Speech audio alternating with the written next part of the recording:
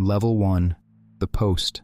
It starts on a couch with a phone in your hand and a president on your screen.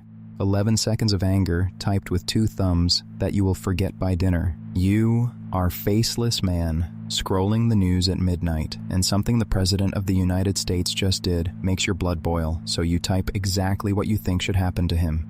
You hit post and forget it before you finish your coffee, but the United States Secret Service never forgets, and its protective intelligence analysts in Washington are about to learn your name. What looks like a throwaway joke is really a federal felony. Here's what you do not understand yet. Threatening the president is not protected speech in America. It is a specific federal felony with its own statute and its own hunters. Title 18, Section 871 of the United States Code makes it a crime to knowingly threaten the life of the president, the vice president, or anyone in the line of succession. The Threat Law, 1917-18 U.S.C., Perf. 871. Congress wrote that law in 1917 during the First World War, and it has never gone away. You do not need a weapon or a plan. The words alone can be the crime.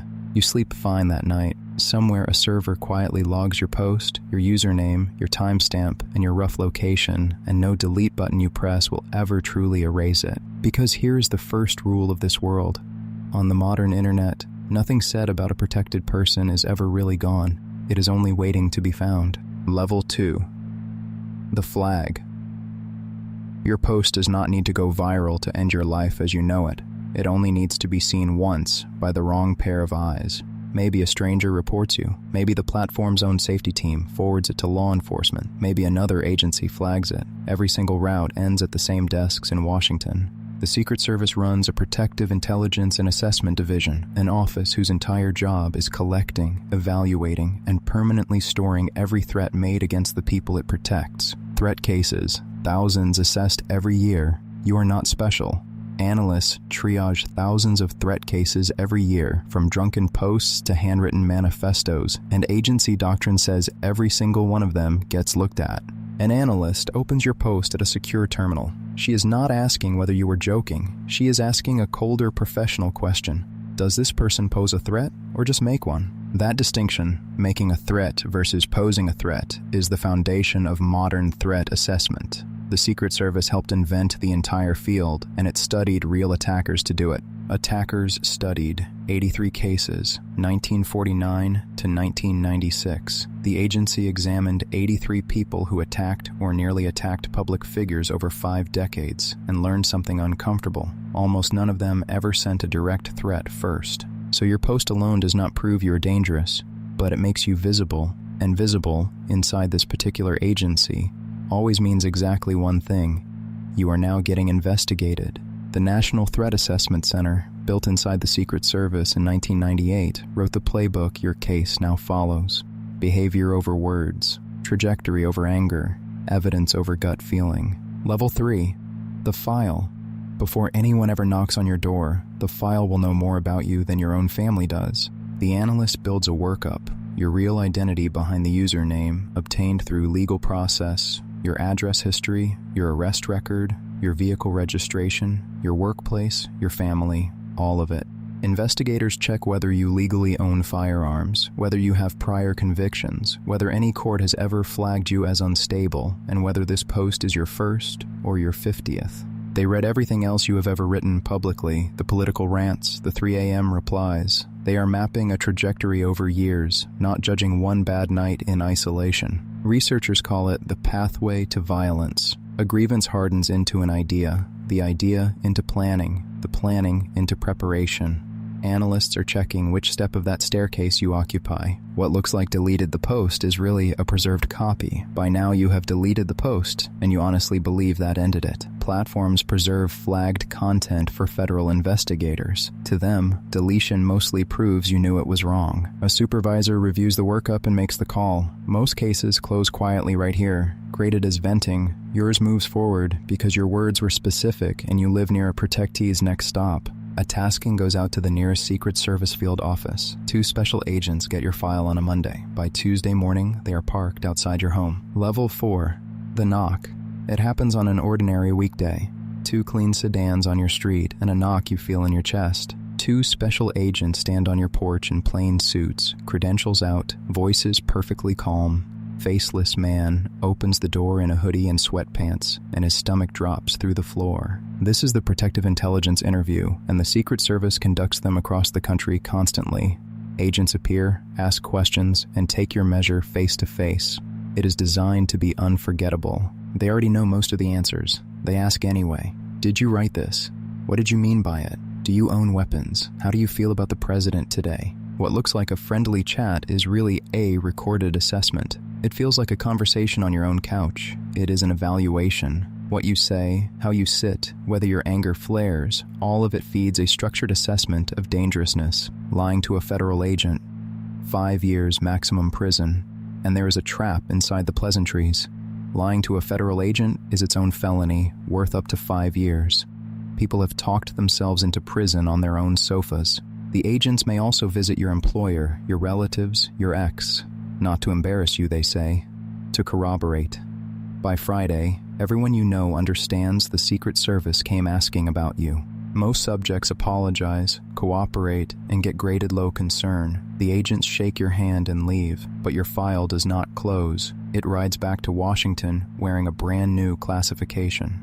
You close the door and exhale, certain the scare is over. Understand what actually happened. You were not cleared today. You were measured, cataloged, and entered into a monitoring system. Level 5, the list. You thought the visit was the end of it. It was the beginning of a relationship you never agreed to. The Secret Service sorts subjects into classes of concern. The lowest get noted and shelved. The highest, historically called Class 3, are judged a genuine danger to a protectee and monitored accordingly. You land in the middle. That means periodic check-ins for years. Agents may re-interview you every few months, chat with your boss, your family, your doctor, just seeing how you are doing. It is quiet, legal, and completely relentless. If you move to another state, the file transfers to the local field office before your boxes are even unpacked.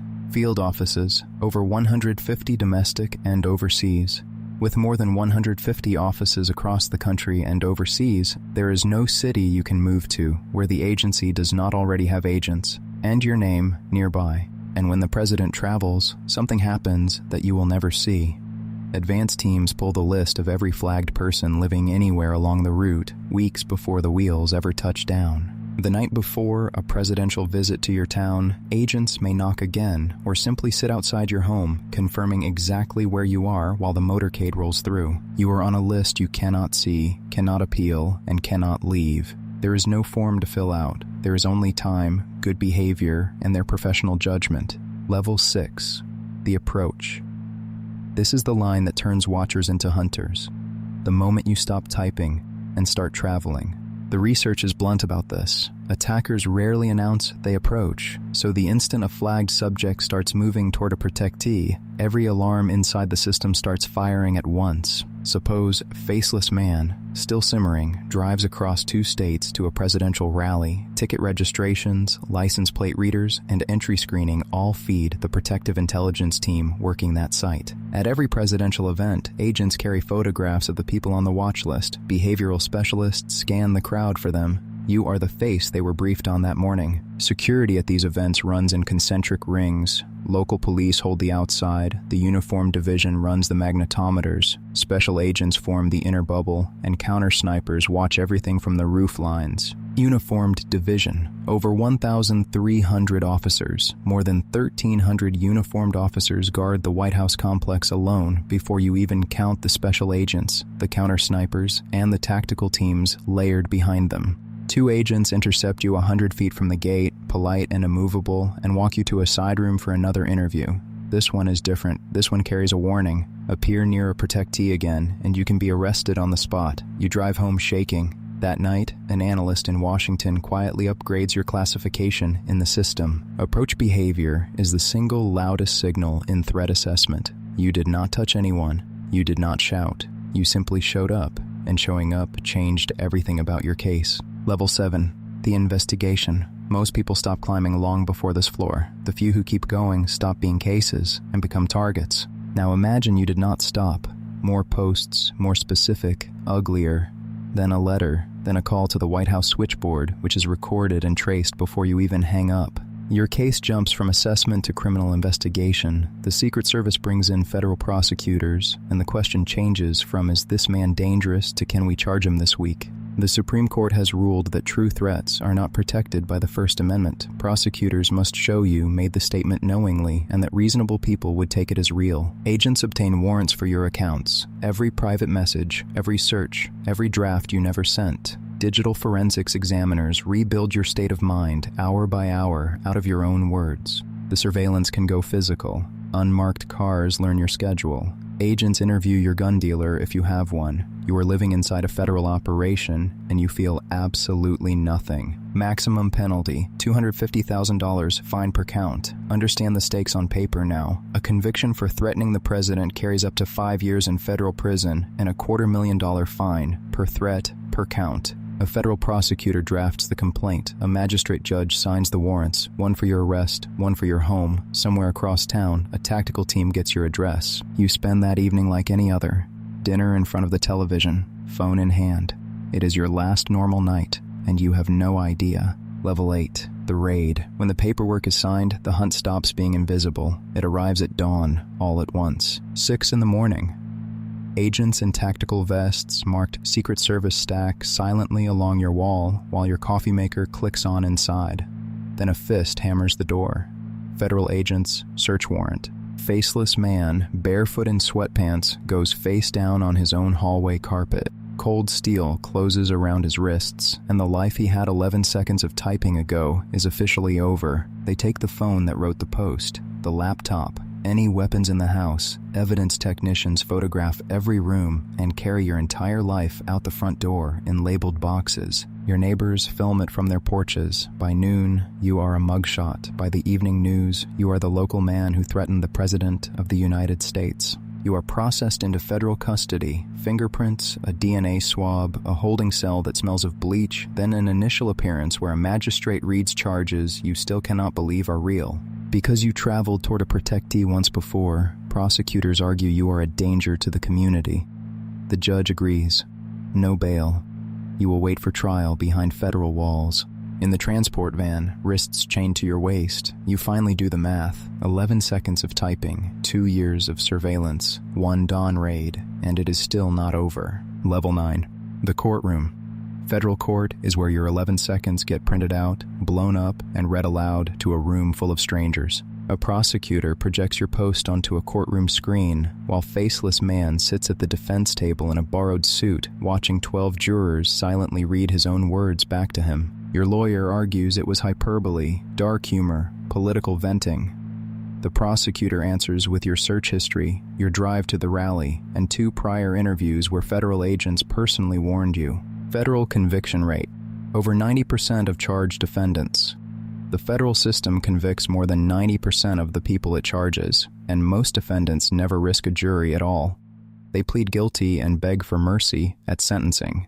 The judge weighs your record, your remorse, and your danger. Sentences under this statute have run from supervised probation all the way to the full 5 years in federal prison. You stand for the verdict with your hands folded, and the word guilty lands like a physical blow. Your mother cries somewhere behind you. The marshals step forward before the gavel falls. The judge gives you 3 years. On the way out, an agent you recognize from your porch catches your eye. He does not gloat. He just confirms your face one more time. Here is the detail almost nobody knows. Even an acquittal would not have freed you from the list. Guilty or not, the protective file stays open as long as they want it open. Level 10, the forever file. Prison ends. The file does not. This last level runs for the rest of your natural life. Faceless man in an orange jumpsuit shuffles into a federal cell. 11 seconds of typing converted into years of count times, commissary lines, and a steel toilet bolted to a concrete wall. Inside, you get mandatory evaluations because the system now treats you as a permanent question that must keep being answered.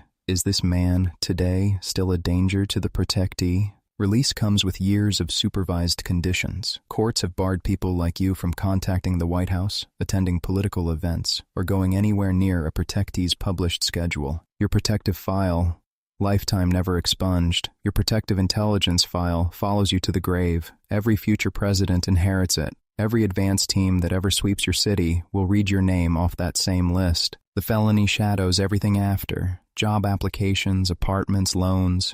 Your right to own a firearm is gone for life. You became a public example the day the news said your name. Years later, a president visits your city again.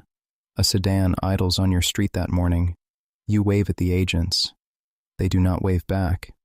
They just watch and note the time. And in Washington, the analysts move on, because tonight, somewhere in America, someone else is on a couch with a phone, typing something they are sure they will forget by dinner. The Secret Service will not forget it. That is the entire point of the machine. It was built to remember every single word, so the protectee never has to. That is how 11 seconds of anger becomes a lifetime file. If you want the next role or crime broken down level by level, drop it in the comments below.